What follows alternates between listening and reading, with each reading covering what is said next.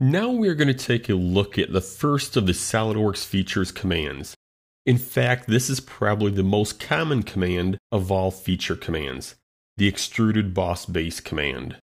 So I am going to begin by selecting the Extruded Boss Base icon, and I receive a message prompting me to select a plane on which to create a sketch. The Extruded Boss Base command does require a 2D sketch. So I'm going to select the front plane, the plane revolves around, and I am taken into the sketch ribbon. And to keep this simple, I am going to create a center point rectangle. As soon as I create the rectangle, I'll close out of the sketch, and the Property Manager opens for the Boss Extrude command. Now the first thing we want to talk about is the depth of the extrude. Notice we can change the depth by clicking the up-down arrow, and the preview updates on the screen, or we can key in a value. And we need to click outside of this window for the preview to update. Or we can grab the arrow you see on the screen and stretch it to the front side of the 2D sketch or the back side. Now currently on the screen, the extrude is being created to the front side of the 2D sketch. We can reverse that direction by selecting the Reverse Direction button. Notice under the Direction 1 Property Manager, we also have the capability to apply a draft. So if I select the Draft button, notice it defaults to 1 degree. I can increase this so we can see the draft on the screen. And this is currently drafting inward, but we do have the checkbox for draft outward.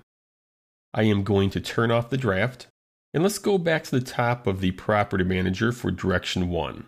The end condition is set to blind. That is nothing more than a specified distance away from the sketch.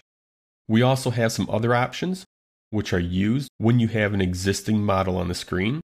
So for example, we could extrude up to an existing vertex, up to an existing surface. We can offset from a surface, or up to a body. However, the two common end conditions are blind and midplane. Now if I set it to midplane, notice my depth is 40 millimeters. That 40 millimeters is equally split around that 2D sketch. So it's 20 millimeters to the front side and 20 millimeters to the back side. I'm going to return it to blind, and we will place it at 40 millimeters to the front side of the 2D sketch. We also have this window here. This is for the direction of the extrusion. The default is to extrude normal to the 2D sketch. But if I select an existing line or edge on the screen, I can extrude in a direction other than normal to the 2D sketch. Now, if you have a need to extrude a different direction, for example, we want to extrude 20 millimeters to the back of the 2D sketch, but 40 millimeters to the front, that's when we would activate Direction 2. And I am going to change this to 20 millimeters. And notice the preview update. 40 millimeters to the front, 20 millimeters to the back. We also have many of the same end conditions, along with the option for draft. Now, I am going to uncheck Direction 2, and I am going to close out of the Boss Extrude command. Now let's take a look at the Feature Manager tree.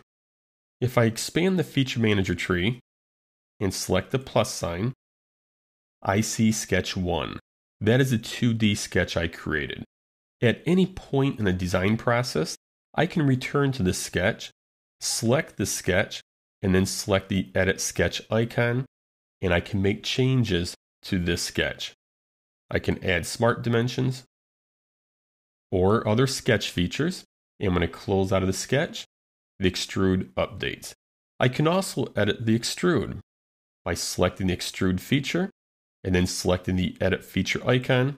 I am taken back to the same property manager when I created the extrude. If I want to change this depth to 50, I simply key in 50, close out of the Boss Extrude command, and my model updates on the screen.